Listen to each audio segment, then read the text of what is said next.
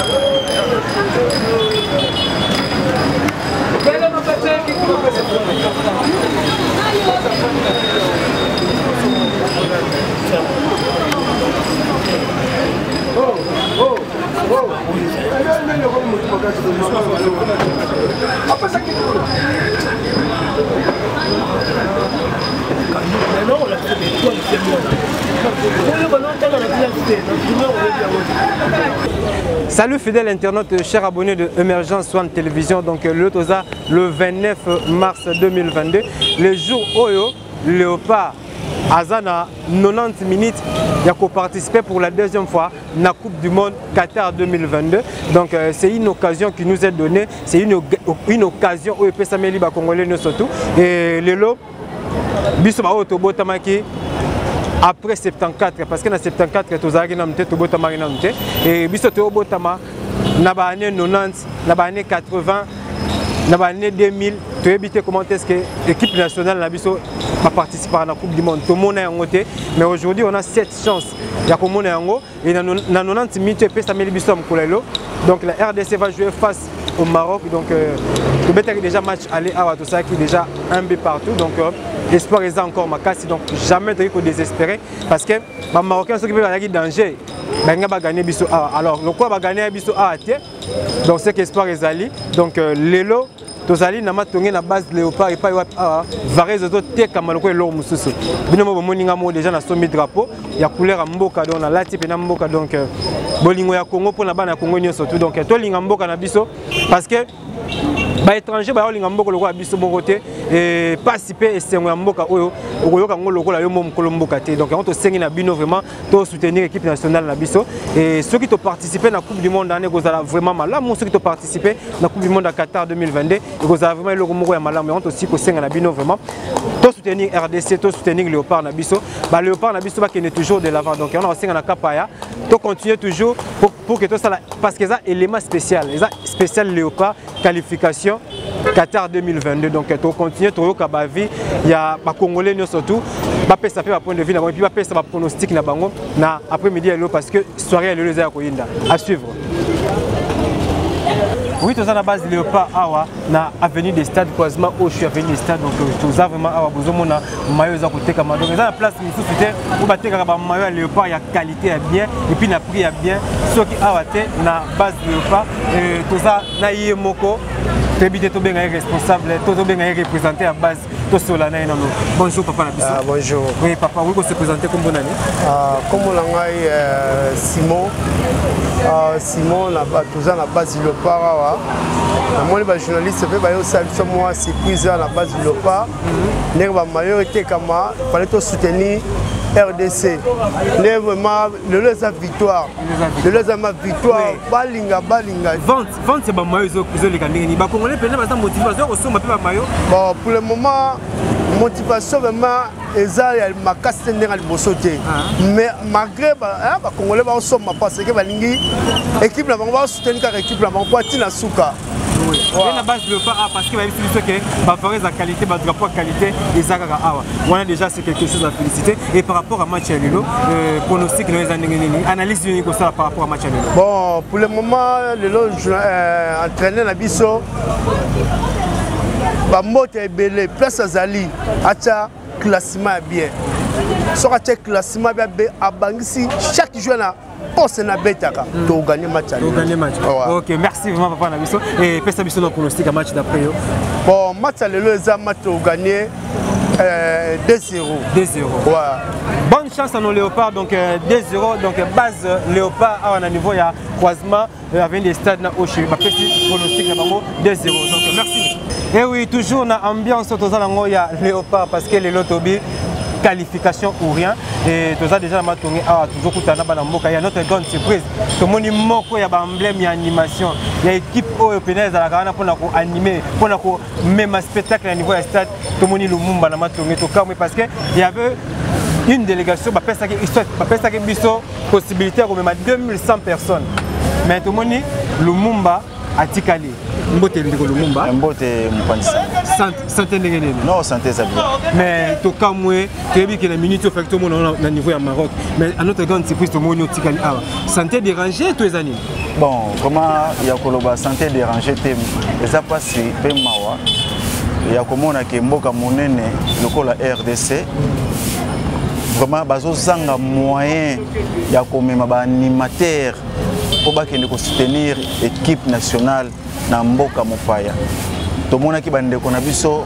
ba marocain ba yaki plus de 3000 personnes ba ye au moins ndenge to yoka ki malgré to mona ki te na 8 avions ezala ki ya bango moko ba memi ba supporter na bango ebele na ba animateur ebele mais ya grave za passe mingi vraiment passe ya komona lokola animateur lokola Lumumba oyo azopesa esengo mikolo nyonso tu azopesa esengo na ba supporters azopesa communication ya makasi pona ba supporters aza ko motiver peuple congolais pour que tous à la derrière mboka pona ko soutenir Léopard na biso ekende liboso mais passe mingi vraiment tokendaki na aéroport mais oh tomoni kuna oui ndeko Lumumba alobi ke bozaki na aéroport alors ba réseau za nini oyo esali ke bino botika bokoma ki retard to makambo ba mikanda et permettre bino te posta la voyage na Maroc. Non ezali beaucoup plus makambo ya mikanda nde e compliqué biso yango na lobi ke biso lokola ba animateur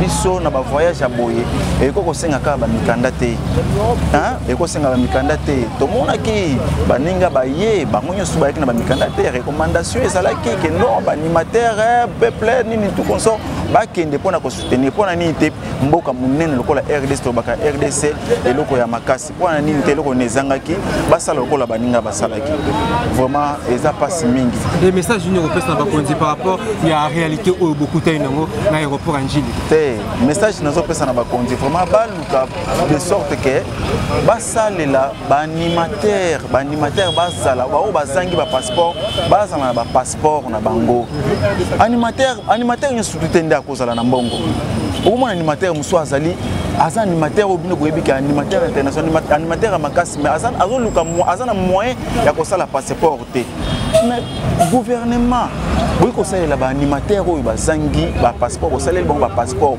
OK ezana ba kaya boye ba animateur bazana na possibilité ya kokende pona ko soutenir mboka e ko za mala mingi bato to moni yo bakeyi kuna eza bango tende bayembaka to mona kiawa na martyr matale to mona ki je m'excuse bande ko mususu babalanga nzembo ba mona mabete to mona ki bango vrai basala ki nzembo pona Léopard mais tant to zalaki to kutanaki na bango na kati ya martyr bande ko balanga nzembo to mona ki bango bayemba ki te ezalaki ba animateur babandaki koyemba ba joueur bazana na hotel bazaya kolala mais ba animateur na kata stade baza koyemba ti na ninga ba joueur bayaki ti match sile ba animateur bazali toujours na mouvement ya koyemba mais et ça va secret monsieur à la télévision parce que comme Mamabe. Mais quelque part tu as vu que la fédération a valorisé Kabino.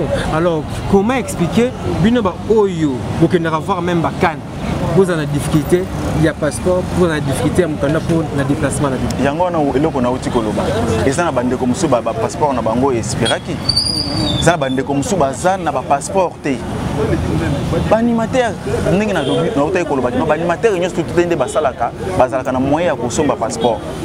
Mais gouvernement boki ko se sacrifier le but que non bosengi ba animateur bozalaka combien l'équipe nationale toza na président na biso Thomas akopesa bino liste ya ba animateur nyonso tout oza na moyen ya ko salisa passeport ça combien pour na gouvernement congolais mboka na biso RDC makasi eloko ya makasi pour na ko salela ta 100 personnes passeport eloko ni ezangi tozomona ba mbongo ndingi za ko bima ezokeni na ba compte mususu makambo ebele pona ko sala ba animateur passeport animateur nyoso za na passeport le ne ko zanga vraiment na sengi na ba autorité na biso ya mboka na bolingo ya mboka na souci ya mboka vraiment na kosenga d'abord na mokonzi na biso ya mboka o ezali Fati Beton président de la République papa vraiment yoka biso mao ngai mwana na yo animateur Lumumba de la RDC oya abengamaka na kombo ya Lumumba ya Veya papa nakanga mela yo ata 30 secondes au mona bilengi na pesa kana stade comme ça na kopesa message so kopesa ngai to manquer ba biloko bongo na Maroc ba biloko yango na pesa mo dans espace no ba vraiment merci na pesa mo konda mboka ta moi esengo ta moi muke après yo kopesa ngai moi maloba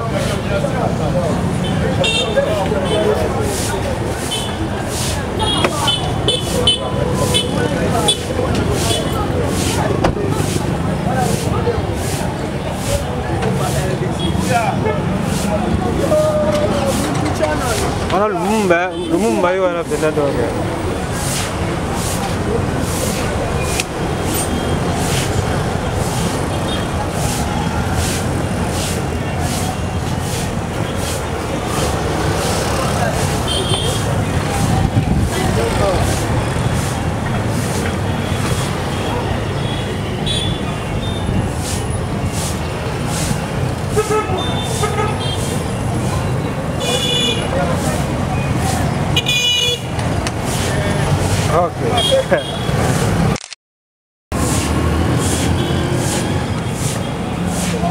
C'est bon.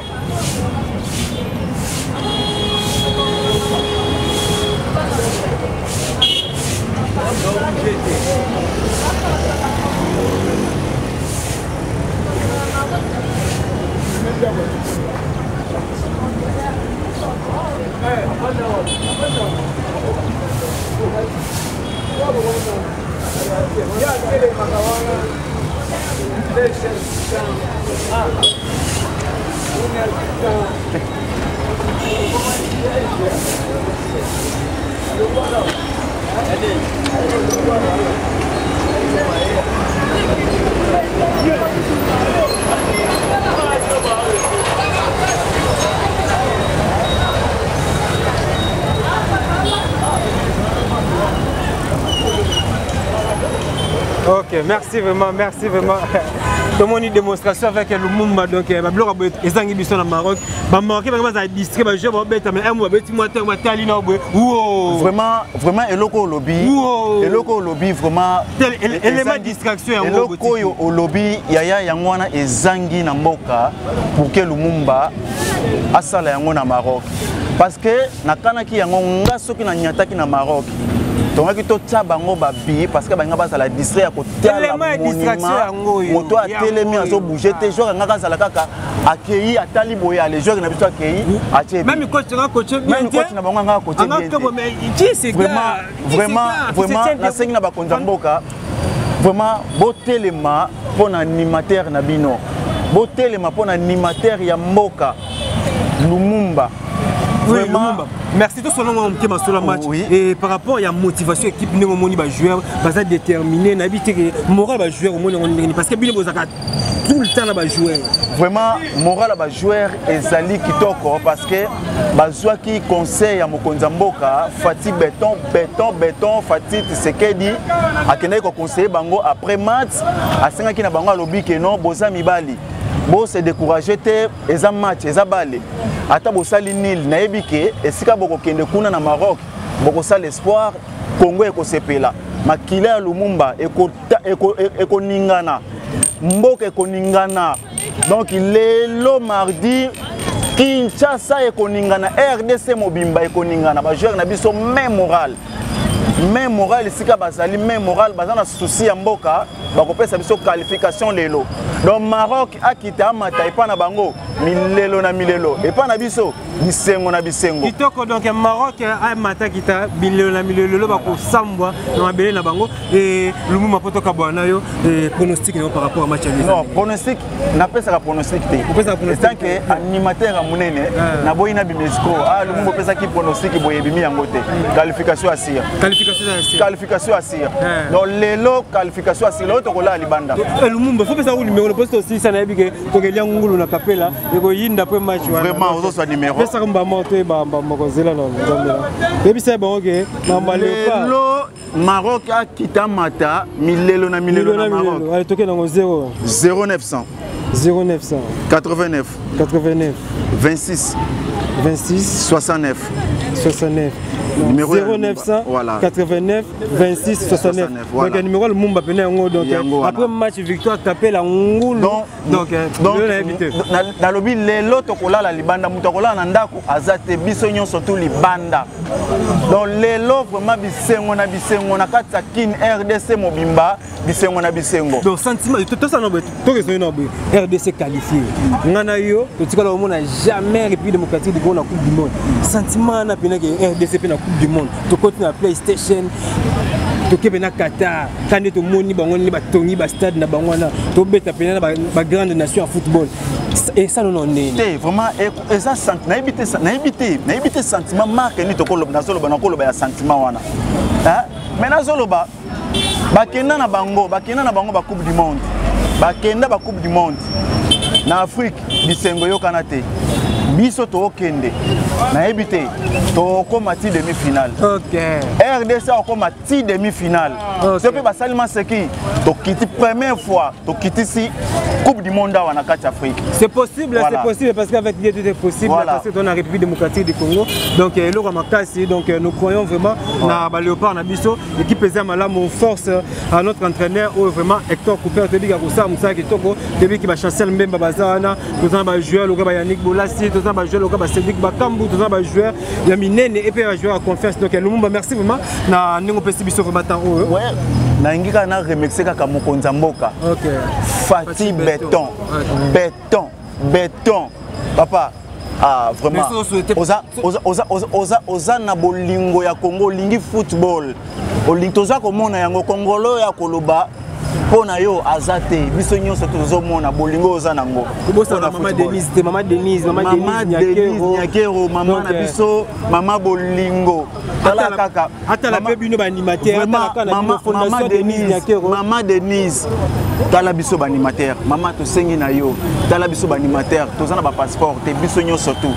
Lokela biso ba passeport maman et vous allez sengo honneur pona yo maman na biso maman Denise Nyakero.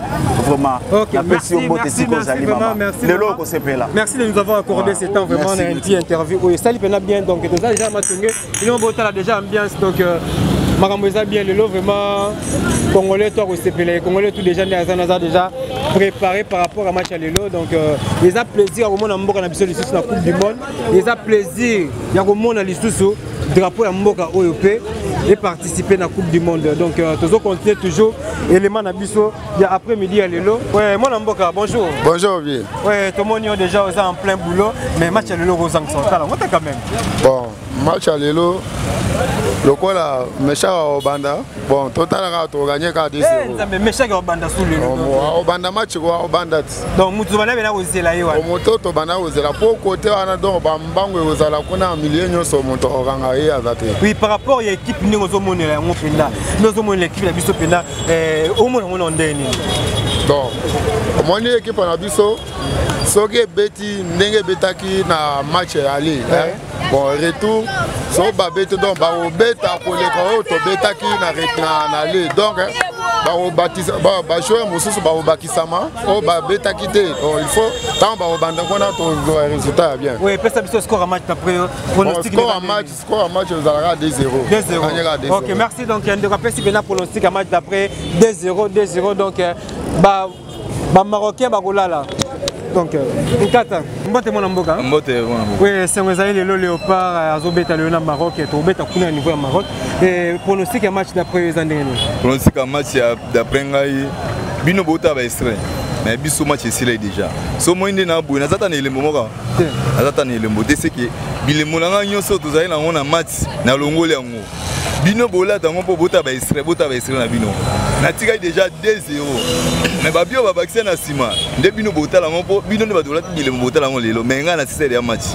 Mais ndeko ma pronostic na mambo yo zoloba oyo est complètement différent parce que là zo ba ke yo so mona ki déjà makambo c'est comme si makambo ese salimaki yo mona ngo avant biso. Donc biso to za besoin pena pronostic d'après yo.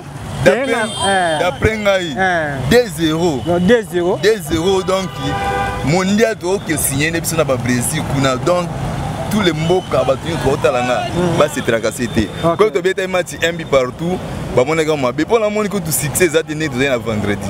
Na moi ba bola tabilembo par hasard ba nini pour ba tentation que tantôt to ndenge nini. Ba pesa mboka chance Mahmoudia ils sont normal. Mais pour notre nga na pesa ki 2-0.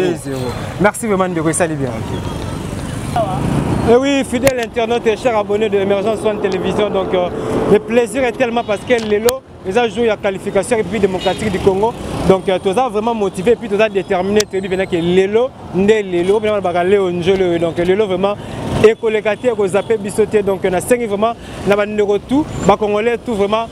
Leur match est banda donc moral à mon c'est moral tout est à PPL parce que Lelo nous a joué. Il y a qualification, puis le jour il y a victoire. Donc, les Marocains ont un problème sérieux. Je dis bien, les Marocains ont un problème sérieux. À Toza, nous avons donc Toza a croisement avenue des stades depuis na Oche. Donc, si Malanga a besoin, on a déjà écran géant. Donc, le long, banamate, banamatonge, banakomi na kalam, banakinoa tout.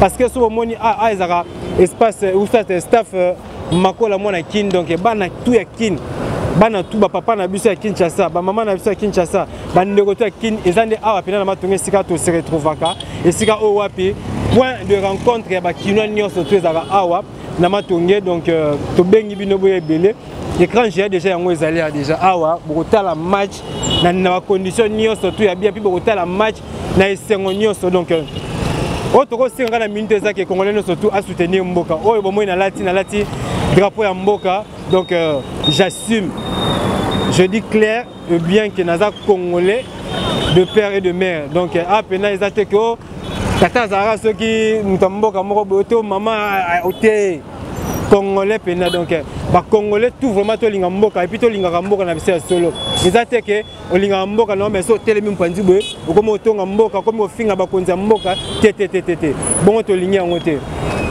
Congo est pour na biso donc to bunda pour na mboka na biso parce que ba bongisa mboka o lokwa biso bazate donc to bongisa mboka na biso alors lelo tellement tout ça na cadre sport tout ça a besoin il y a victoire et surtout participation na biso na Coupe du monde Qatar 2022 donc espoir ezali donc tous à la qualifier donc nous avons encore 90 minutes oh vraiment na habité nto beton encore babi Meshak et ya pena lelo yemoko sur terrain et Bolasi Arozala et tozana ba Dieu merci Mbokani tozana ba Cédric Bakambu donc joueur vraiment à incarnaka espoir il y a toute une nation donc tozana bangwana donc auto iko ça les aga to soutenir équipe nationale bandeko to soutenir équipe nationale pour de vrai to soutenir équipe nationale donc Maroc lelo na mboka na ya omona makambo na monate na mboka na ya omona makambo monate donc un grand merci na bandeko tout pesa biso temps donc depuis le début il y a élément na biso parce que la spéciale qualification Léopard Qatar 2022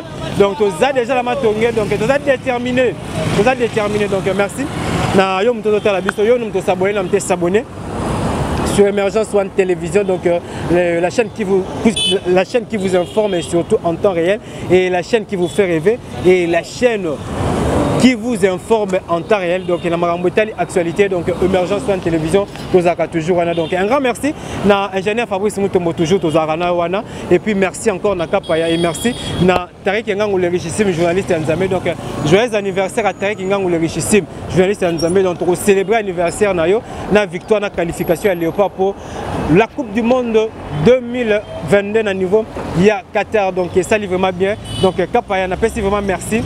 Na bandeko tout va soutenir Rabiso de près tout comme de loin et na moni mon page Kemba depuis la France et na France on a moni kaka Francine Dombensi qui est candidat ma parent Claudici na pesi mbot encore na couple béni papa Mertin c'est Sibou et surtout na maman na biso Clarisse c'est Sibou et na ko bossa na jamais de limbenga na niveau de Norvège et na pesi encore mbote na pomme verte depuis le royaume de Belgique donc merci dans soutien na yo donc Léopard les lots aux na mode Léopard qualification mondial Qatar 2022 donc tozana na pesi mbote encore na maître Fabrice Loboko ceinture noire officiellement reconnu par la Fédération internationale ya judo et na pesi encore mbote na venanga lingaka mingi Jacques Maïtou ferme de la paix nous sala ki toko do sala toujours et surtout pour la jeunesse congolaise donc toza toujours na pour na soutenir et puis toza toujours na simana yo et puis na pesi mbote na ba collègue na ngai nyonso tout ba confrère na ngai puis ba consort tout il y a musala to sara na bango donc na pesi bino vraiment mbote et puis